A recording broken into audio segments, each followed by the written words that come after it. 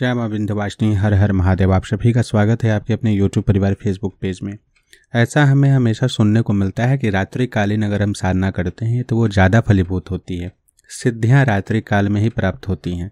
ऐसा क्यों कहा जाता है और क्या ये पूर्णतः सत्य है? इस विषय को आज हम सभी समझने का प्रयास करेंगे।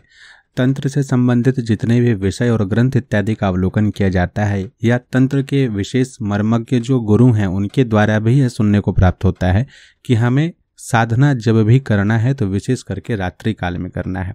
और जितने भी दृष्टांत इत्यादि होते हैं कि शक्तियों के द्वारा आपको अनुभव कराया जाता है उसमें भी अधिकाधिक रात्रि काल की ही चर्चा होती है। यहाँ तक कि अगर आप स्वप्न अवस्था या फिर अर्धचेतन अवस्था में भी किसी प्रकार का अनुभव करते हैं तो उसके लिए भी जो शास्त्र हैं वह भी यही कहते हैं कि आपको रात के या भोर के समय के अनुसार ही फल की प्राप्ति होती है। तो यानी रात्रि काल का विशेष महत्व बन जा रहा है कि रात्रि काल में ही हमें साधना करके सिद्धि इत्यादि की प्राप्ति लाभ हो सकती है। विशेष करके इसके पीछे का क्या क्या कारण हो सकता है या कौन से ऐसे कारण बन जाते हैं? सबसे पहले चंद्रदेव।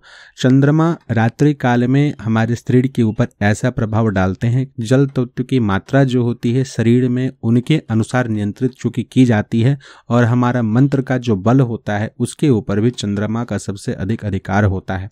जब कभी भी तंत्र के संबंधित किसी विशेष मंत्रों की हम सिद्धि इत्यादि करते हैं, विशेष करके षटकर्म से संबंधित हो, तो उसमें चंद्र बल का प्रभाव जरूर देखा जाता है। यहाँ तक कि जब किसी व्यक्ति के ऊपर में मारण इत्यादि कर्म करना होता है उस समय भी यह कहने का तात्पर्य है कि यह प्रयास किया जाता है कि सामने वाले व्यक्ति का जन्म कुंडली विशेष प्राप्त हो जाए और उसके चंद्रमा की स्थिति देखी जाए। यानी अगर चंद्रमा कमजोर है विशेष करके तो मंत्र का प्रभाव जैसा चाहिए वैसा आपको प्राप्त हो सकेगा। यानी कि मंत्र के साथ साथ चंद्रमा के साथ हमारा शरीर और इन तीनों के साथ ही जुड़ा हुआ है हमारा मन। इनसे ही ये सारा का सारा संचालन हो रहा है। लेकिन मन क्या है, मन के अनुसार कैसे, मन का क्या भाव है, कैसे इसके ऊपर क्या नियंत्रण है, ये कहाँ से आ गया, ये किस प्रकार से चलेगा, इसे समझने के लिए हम दूसरे तरीके से चलते हैं जिसे हम अपना त्रिनेत्र बोलते हैं। त्रिनेत्र यानी कि पीनियल ग्रंथि। पीनियल ग्रंथि को लेकर के आप सभी को यह जानकारी अवश्य होनी चाहिए कि हमारा आज्ञा चक्र जिस जगह उपस्थित है उसी जगह हमें थोड़ी पीछे की ओर पीनियल ग्रंथि की उपस्थिति मानी गई है। और पीनियल ग्रंथि को ही तीसरा नेत्र एक तरीके से संबोधित भी किया जाता है सामान्यतः, सामान्य समझने के लिए। जिसे विशेष समझना है उसके लिए पूरा डिटेल वीडियो बाद में फिर हम जरूर लाएंगे इस विषय के ऊपर में, जब कुंडलिनी इत्यादि के विषय में एक एक करके क्रमबद्ध चर्चा होगी। तब हमारी पीनियल ग्रंथि जो है कहा जाता है कि उससे एक द्रव्य जो है स्रावित होते रहता है, यानी रिसते रहता है, गिरते रहता है, जिसको मेलाटोनिन कहा जाता है, जो हमारे शरीर में जागने सोने इत्यादि से संबंधित विषय जो होते हैं उसको वो नियंत्रित करता है। अगर हम इस मेलाटोनिन को कंट्रोल कर लें, आजकल तो दवाई के रूप में अलग से ये चीज़ें दी जाती है अनिद्रा की अवस्था में होने के कारण, लेकिन अगर इसको हम कंट्रोल करें, नियंत्रित करके अपने अनुसार उसे चलाना आरंभ कर दें, ऐसी यौगिक प्रक्रियाओं को की जाए, ऐसी अगर की जाती है तो शरीर में बहुत सारे ऐसे जो हमारे कष्ट पहुंचाने वाले रोग होते हैं, दोष होते हैं, उन सभी की शुद्धि हो जाती है।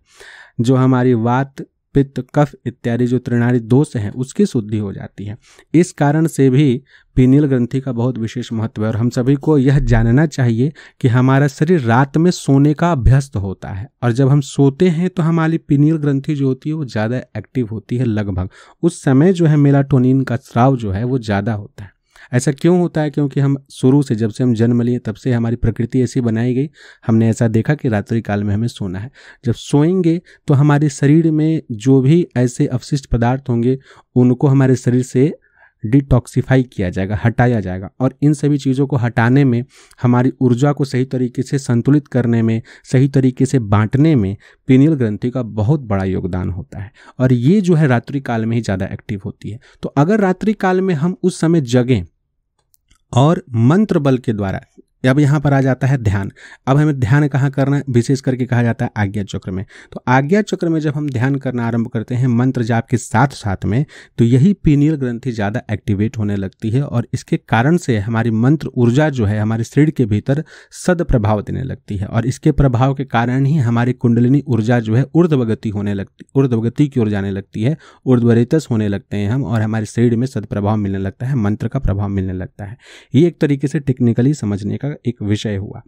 अब इसके सिवाय हम सभी को यह भी जानना चाहिए कि साधना के क्षेत्र में जो पीनियल ग्रंथि की उपस्थिति है, तीसरा नेत्र, उसे कहीं ना कहीं यह कहा गया है कि हमारी बुद्धि और शरीर के बीच का जो माध्यम बनता है यही ग्रंथि, ये जितना एक्टिवेट होगा, ये जितना ज़्यादा एक्टिव होगा, ये जितना ज़्यादा अपने आप को हमारे अनुसार नियंत्रित करके चलेगा, उतना ही ज़्यादा सिद्धियों के नज़दीक हम प्राप्त करेंगे। सिद्धियाँ क्या है?